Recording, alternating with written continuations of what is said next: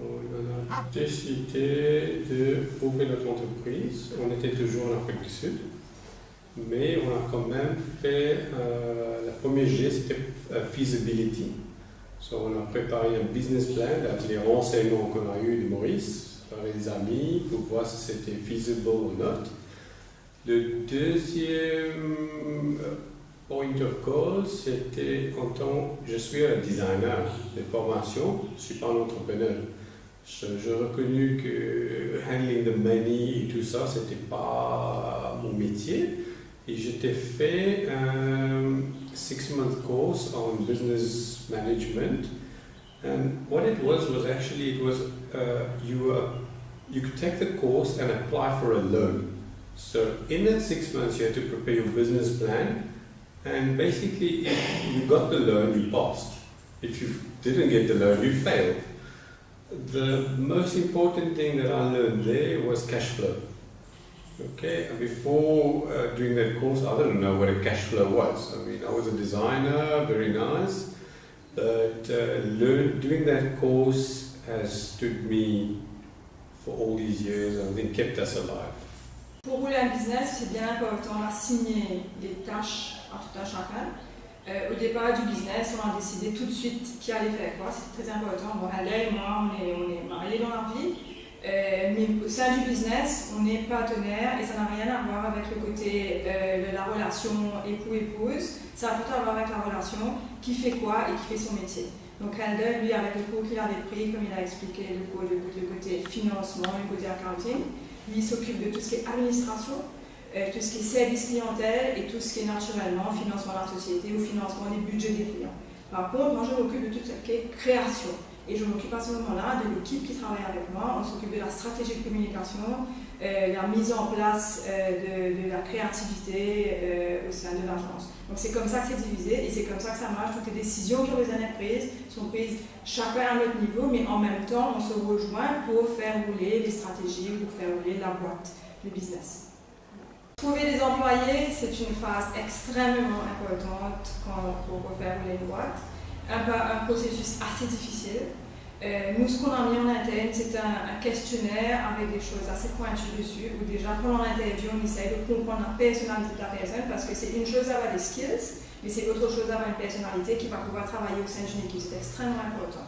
Donc au fil des années, on essaye d'avoir des gens de bonne capacité, mais aussi des gens qui comprennent l'agence et qui vont suivre le parcours de l'agence. C'est important d'avoir la culture de l'entreprise au sein de laquelle on travaille. Donc nous, on a des gens qui ont travaillé chez nous pendant 7 ans, on est en business depuis 16 ans, mais on a en même temps un roulement assez fréquent au sein de tout ce qui est créativité. Les créatifs sont ainsi faits, où ils veulent changer, ils veulent bouger, mais il faut pouvoir instaurer une culture d'agence même pendant le temps qu'ils sont là. Alors, très difficile d'avoir des gens de compétences. Nous, ce qu'on conseille aux jeunes, c'est quand ils rentrent, de ne pas demander des choses extraordinaires, des choses à laquelle ils devraient s'attendre après 5-6 ans au sein d'une entreprise. Rester humble et pouvoir montrer ce qu'on a à apporter à l'entreprise. Bien important. Ce n'est pas demander tout le temps. Qu'est-ce que nous, on peut donner à l'entreprise? I think during that is HR is not an easy task.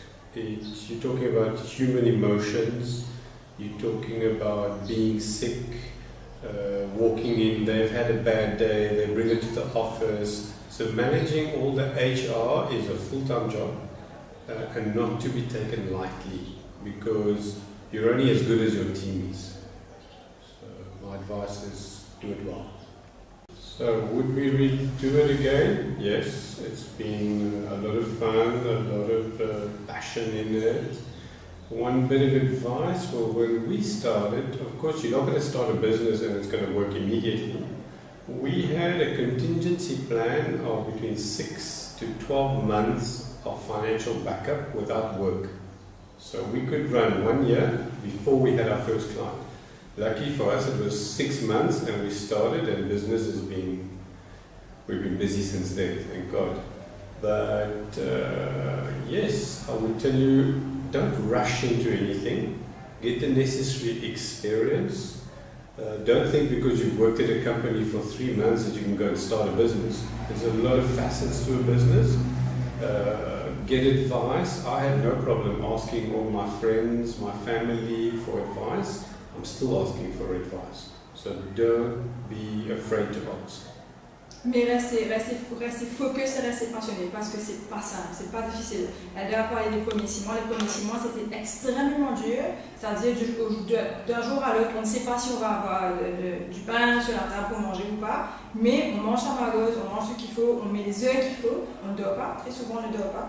Mais il faut mettre les heures qu'il faut mettre et il faut être passionné, il faut être sûr de ce qu'on veut.